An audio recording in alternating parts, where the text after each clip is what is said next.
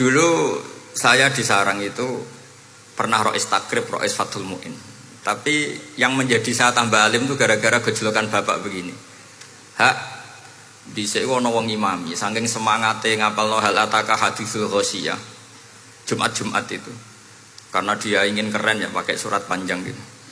Terus dia datang ketika takbir langsung baca Bismillahirrahmanirrahim hal ataka haditsul ghasyiyah. Makmumnya bilang subhanallah. Karena dia agak pede dengan surat yang panjang diganti qul ya ayyuhal kafirun. Makmumnya masih bilang subhanallah. Sampai berkali-kali diganti surat qul hu, ya makmumnya tetap bilang subhanallah.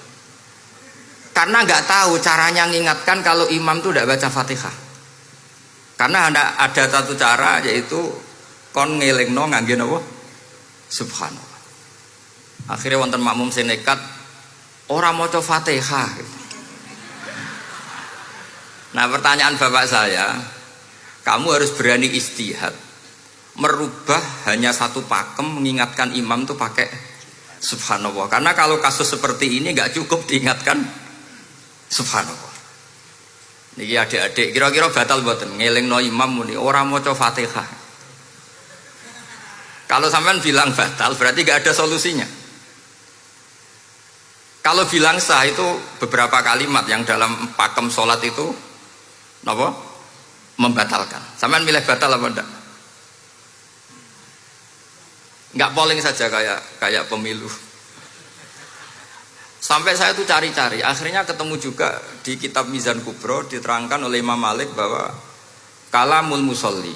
Musolli itu ngomong, kalau itu manfaat tapi jangan ditiru loh ya.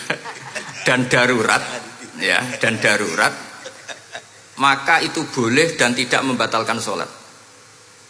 Misalnya imam sholat kemudian di bawahnya ada bom atau ada ular kobra, kalau nggak ada cara ya mau tidak mau harus diingatkan pakai kalimat. Karena kalau subhanallah tok nanti gonta-ganti surat saja. Tahu-tahu mati dipatok ular apa? Kobra. Sehingga dari gejolokan-gejolokan seperti itu akhirnya saya berpikir, sampai saya nyari kitab-kitab Al-Madzhabul Arba'ah. Karena memang nggak cukup. Terus pertanyaan kedua kata bapak saya tentang tradisi misalnya orang-orang kampung kalau bikin batu bata itu dari tanah, kemudian kadang makjunun bisirjin, kadang dicampur dengan apa? Sirjin. Nggak usah diterjemah ini sambil latihan bahasa Arab katanya. Masa pondok internasional nggak bisa bahasa Inggris sama bahasa Arab? Makjun ya. Ternyata mazhab Syafi'iyahnya membolehkan atau nganggap alatut tohara itu dua, alma wa turab. Tapi ternyata dalam mazhab Hanafi termasuk alatut tadhir atau alatut tohara itu annar, yaitu api. Alasan Abu Hanifah, orang mukmin yang banyak dosanya itu untuk masuk surga itu disucikan dulu di neraka. Artinya annar itu al-mutahhirah. Nar itu gunanya mensucikan. Sehingga batu bata karena sudah mengalami proses dibakar, maka berarti suci meskipun makjunun bisirjin. Ya tapi jangan pakai tayamum, pakai apa? Nah, jadi kalau Anda mandi junub atau nggak punya wudhu, kalau nggak ada turab sama apa? Air, ada solusinya yaitu wudhu pakai nar. Tapi itu jelas haram itu kalau itu, karena nggak mungkin nggak ada turab itu nggak mungkin. Sehingga ini penting, gejolokan-gejolokan para ulama, para guru ini penting. Karena ternyata para nabi itu menjadi pinter, itu ya karena digojlok pangeran. Saya punya sekian contoh di kitab-kitab para wali. Ketika datang malakul mauti ke Nabi Ibrahim dan akan mengambil nyawanya, itu Nabi Ibrahim tangklet, kowe sapa? Aku malaikat. Ono apa? Ditugasno pangeran mencabut nyawa Anda. Terus kata Nabi Ibrahim, apa kamu tahu saya ini siapa? Ya tahu, Anda Khalilur Rahman, kamu kekasih Allah. Terus kata Nabi Ibrahim, hal ra'aita habiban yumitu habibah. Masa ada kekasih membunuh yang dikasih? Pasti Anda salah. Ya karena malaikat gak pernah ngaji di sini, di progresif ini. Dia tidak bisa jawab. Akhirnya niki kalau pamit, niki kalau sembuh niki cekap. Niki cekap. Bingung, betul kulino nih bingung.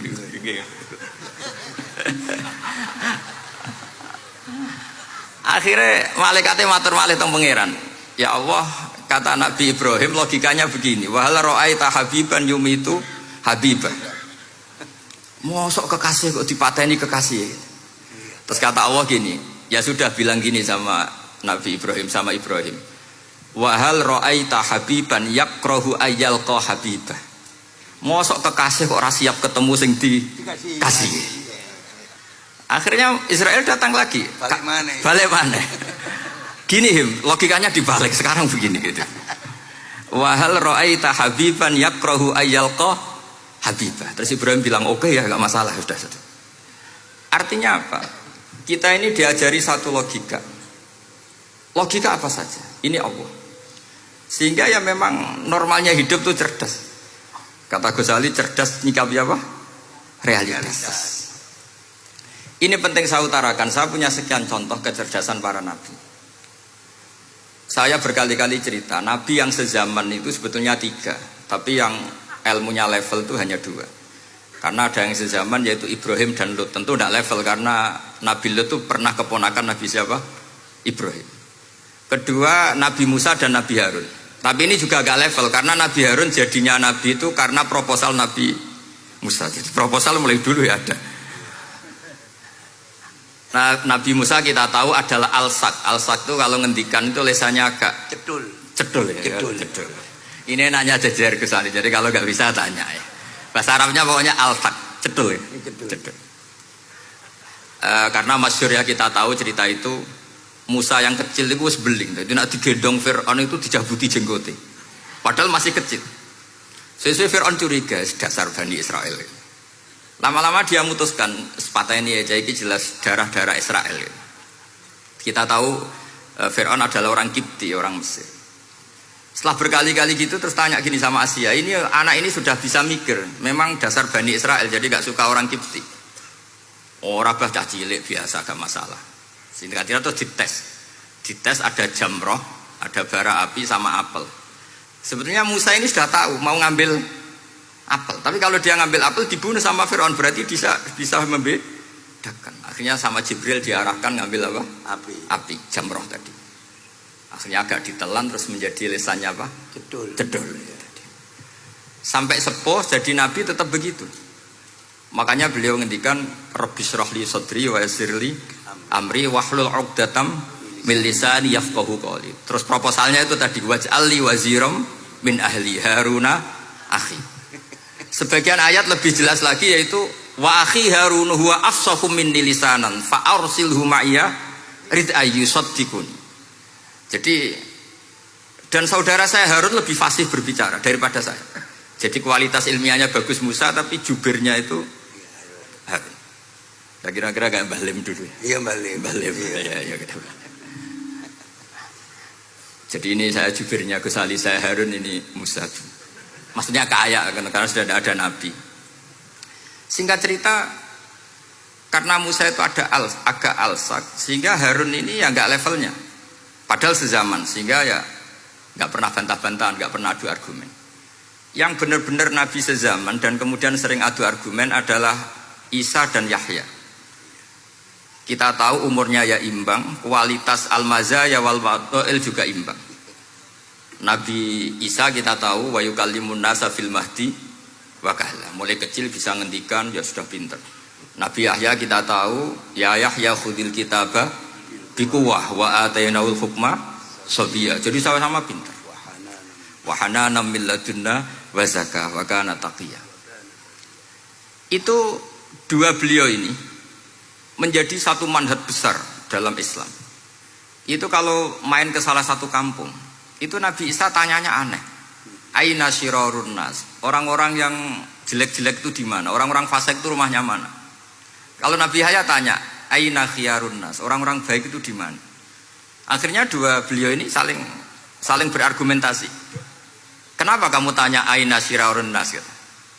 Terus Nabi Isa katanya, lah kenapa kamu tanya aina khiyarun nas?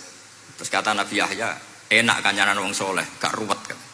Kancanan wong soleh itu kan enak, gak dibodoni, gak ruwet. Pemenang kancanan wong mati, sering sobodoni gitu. Masyhur itu cerita Gus Dur, Gus kenapa sering ziarah? Kancanan wong urip sumpek. Iya. Wong mati gak tau bejo. Wong mati ora tau bejo. Ini teman ziarahnya Bapak. Mau mati atau bejo ya? Ya. Itu ya ini santai-santai saja, relax saja. Karena saya sudah tahu mau ngomong apa. Nanti kalau ingin serius ya ngaji sama saya, harus khatam biar enggak jadi korban kama sayati sama kama takodam. Akhirnya Nabi Yahya gantian tanya, kenapa kamu tanya aina sirorun nas? Itu masyhur beliau. Ini dalam kitab Tobaqatul Asfiya karangan Abu Nu'aim Al-Asfihani. Riwayat Sufyan bin Uyainah, gurunya Imam Syafi'i. Jawabnya Nabi Isa unik.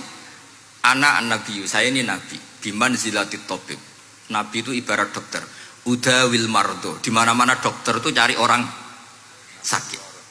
Makanya di NU itu banyak kiai-kiai yang nangani orang-orang fasik. Dakwah nih wong nakal-nakal itu ya ada khazanahnya, asal gak keterusan katut gitu saja. Jadi kalau kamu niru Gus Mek itu sebenarnya konsepnya satu, asal ada bukti jadi wali dan tidak katut. Kalau ndak ya sudah usah. Gak usah wae kata Gus Ali sudah. Kalau gak kelasnya jangan.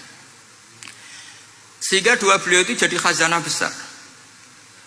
Misalnya Anda jadi kiai di daerah-daerah yang Islamnya sudah maju. Mungkin Anda ini hanya mendapat fasilitas dari Islam. Makanya saya sendiri secara pribadi, misalnya kecelok pinter, tah ranking, tah juara musabaqah tilawatil Quran, kadang dari sekian prestasiku untuk umroh mendapat. Karena kita punya prestasi di daerah yang prestis. Sementara teman-teman kita, makanya ini kalau ada santri progresif yang nggak pinter, tak kasih ijazah, tak kasih support. Barokahnya ada pinter, akhirnya hidup di daerah tertinggal. Barokahnya hidup di daerah tertinggal, Anda muassisul ma'had, Anda muassisul masjid. Sing prestasi hanya mendapat dari negara, yang tertinggal malah memberi kontribusi. Akhirnya apa? Lama-lama ini yang prestasi coro Jawa ngatok tomak. Saya dapat apa? Sementara yang di desa tertinggal, saya bisa memberi apa?